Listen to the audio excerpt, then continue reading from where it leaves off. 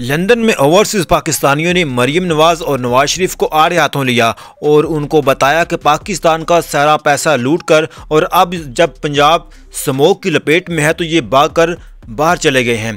इस वीडियो के बाद नवाज शरीफ ने खुद ये वाली वीडियो रिकॉर्ड करवाई ताकि देखने वालों को लगे कि नवाज शरीफ और मरीम नवाज का इस्तकबाल किया गया, लेकिन हकीकत में ये नवाज शरीफ के अपने ही लोग हैं जिनसे नारे लगवाए गए और इन नारों के बदले इन्हीं लोगों को पाकिस्तान में ओहदे भी मिलते हैं।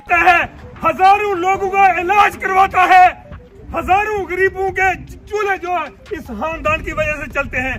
वो 2 टके का न्याजी जिसकी औकात ये है कि वो इनके घर के सामने बैठ के इनसे भीख मांगता था। ये नवाज शरीफ जिंदाबाद, नवाज शरीफ जिंदाबाद, बीबी मरियम नवाज शरीफ जिंदाबाद। बहुत शुक्रिया जी।